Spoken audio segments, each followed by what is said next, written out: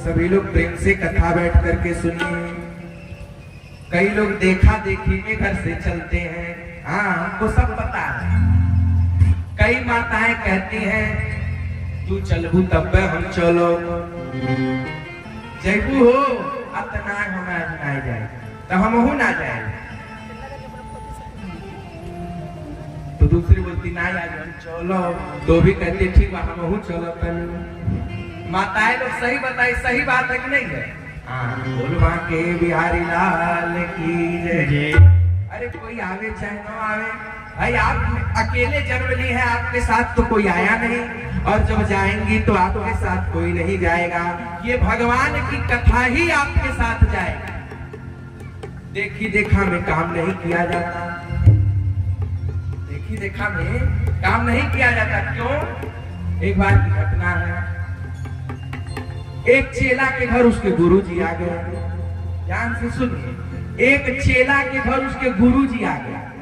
जेठ का महीना था, बहुत गर्मी का दिन था। जेठ में गर्मी पड़ती है दादाजी, सो उसी गर्मी के महीने में अब चेला के गुरुजी आ गए। अब जब गुरुजी आए तो चेला प्रसन्न हो गया, कहे गुरुजी गुरुजी। दूर से ही गुरुजी को देखा, गुरुजी पसीने से लथपथ गया, दौड़ा दौड़ा गुरुजी। अरे गुरुजी कपड़ा निकाली, रौरे के निकारे पड़ी, 4 बाल्टी ठंडा पानी भरा, बर्फ बर्फ डाला, गुरुजी को 4 बाल्टी नहवा दिया। गुरुजी ताजा, अरे बड़ा चेला। गुरुजी को अंदर ले गया, एसी चला दिया। एसी बुझा था कि ना, एसी लगा दिया। अब तो गुरुजी एकदम बोले वाह तो वैकुंठ ही है। एसी लगा दिया। रात हुई, गुरुजी से बोला गुरुजी मान लीजिए रात में लाइट भग जाएगी तो परेशानी होगी, एक काम करिए और बीच सिवान में आपका बिस्तर लगा दे रहे हैं, खूब बढ़िया हवा चलेगी और सोइएगा। गुरुजी बोले वाह चेला।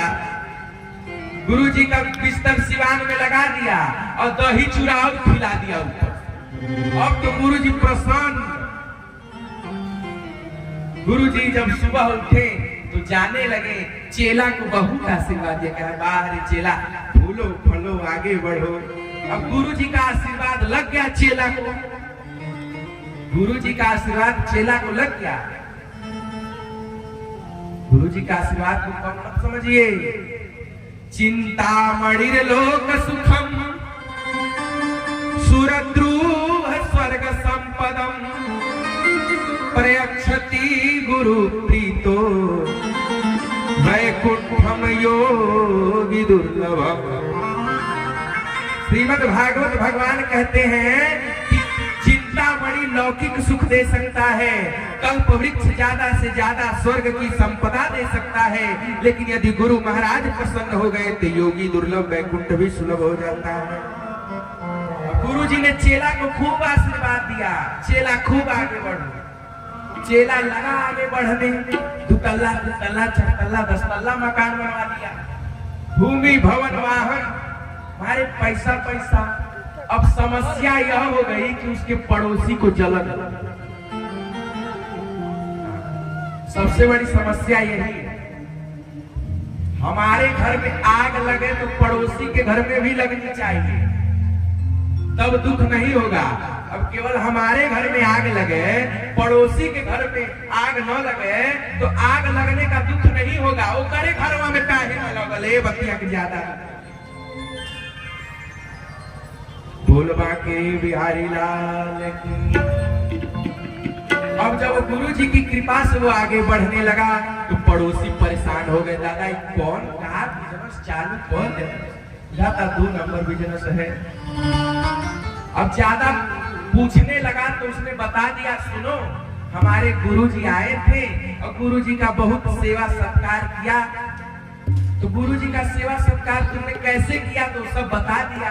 गुरुजी आए तो और उनको ठंडा पानी से नहलाया, ऐसे सब बता दिया। अब वो भी सोचने लगा हमारियो गुरुजी आई है तो हम हूं ऐसा कर गुरु तो जेठ में आए, उनकर गुरुजी माघ में रजाई का पता देखा गुरुजी को, अरे गुरुजी दौड़ा दौड़ा गया, रजाई उठा के फेंक दिया। बोला रे चेला बहुत चढ़ो ना, निकाली रे नरखा रे निकाले पड़ी, नरखा का जबरदस्ती निकलवाया। गुरुजी बोले पगला गया है, 4 बाल्टी ठंडा पानी भरा, बर्फ डाला, गुरुजी को नहवा दिया। गुरुजी और चढ़ाने लगे, गुरुजी और चढ़ाने लगे। गुरुजी को ले गया अंदर, एसी लगा दिया, एसी में और सुता दिया। बोला गुरुजी एक काम करो तो निरोरे सिवान में और बिस्तर लगा दिया। सिवान में बिस्तर लगा दिया और दही चूड़ा और खिला दिया। बोल बांके बिहारी लाल की जय। तो उनकर गुरुजी तो जिंदा रह गए। बिहान भैले इनकर गुरुजी जिंदा ना भैले, बतिया बुझाता। बोल बांके बिहारी लाल की जय। तो कहने का आशय सिर्फ इतना है कि देखी देखा में काम नहीं करना चाहिए।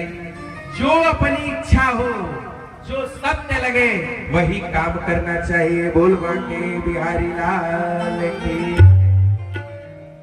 चलिए अब कथा में प्रवेश करिए। कल आपने शिव पार्वती का बहुत सुंदर विवाह है आपने सुना। आज पार्वती मैया शंकर जी से 14 प्रश्न करेंगे। कितने प्रश्न? रामचरितमानस में पार्वती जी ने शंकर जी से 14 प्रश्न किए हैं। 1-2 प्रश्न नहीं, 14। और उसी 14 प्रश्न पर भगवान राम की कथा लिखी गई। बोल शंकर भगवान की जय। विवाह के पश्चात जब शिव और पार्वती अपने भवन को आए, कुछ दिन जब बीते प्रिय भक्तों, हर गिरिजा बिहार नित नयऊ और यही विधि विपुल काल चली गयो। तब जन्मेऊ सट बदन कुमारा, कथा प्रसिद्ध संसार। कुछ दिन हर गिरजा का बड़ा सुंदर विहार हुआ। एक दिन की बात है, कैलाश पर्वत पर जो भगवान शिव का चबूतरा है, उसी चबूतरे पर जाकर के शंकर जी बैठे। ध्यान दीजिए, बड़ी सुंदर कथा है, बहुत सुंदर कथा। शिव जी जाकर के आसन लगाकर बैठ गए। गोस्वामी जी कहते हैं जैसे शांत रस ही शरीर धारण किए हुआ हो। निज कर दासी, अब शंकर जी के पास कोई गुदरा बिछौना तो है नहीं, तो मृग चर्म ही चादर बना दिया। और निज कर दासी नागरी पूछा,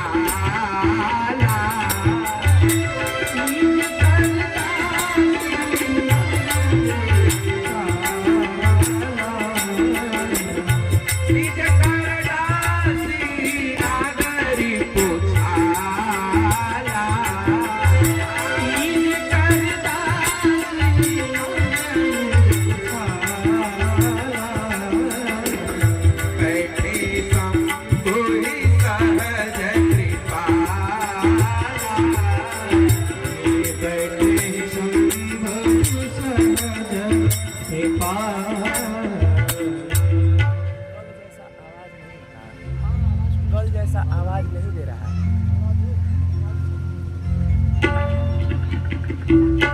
का आवाज अच्छा था, आज बहुत कम बोल रहा है। डीजे इधर घुसता है, इधर घुसता है। हम लोगों की ओर है। बोल बांके बिहारी लाल की जय। सो निज कर दासी नागरी पुछाला, और बैठे शंभु सहज कृपाला। उस दृश्य का दर्शन करिए। शंकर जी ने उसी चबूतरे पर अपना मृगछाला बिछाया और उसी पर बैठ गए आसन लगा करके।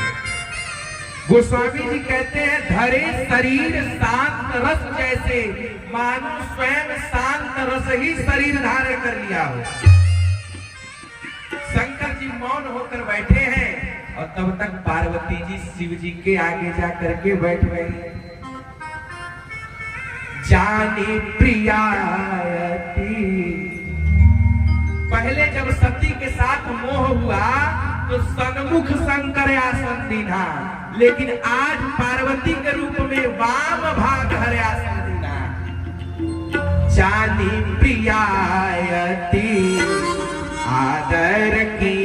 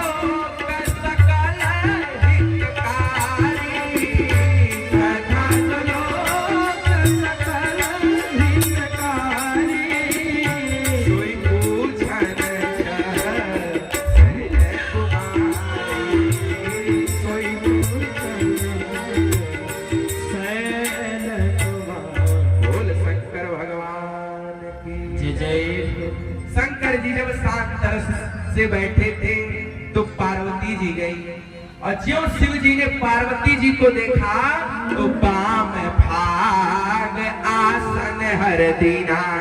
शंकर जी ने पार्वती जी को अपने बाएं भाग में आसन दिया, और बाएं भाग में आसन दिया, और पार्वती जी समय जान करके शंकर जी से प्रश्न कर रही है।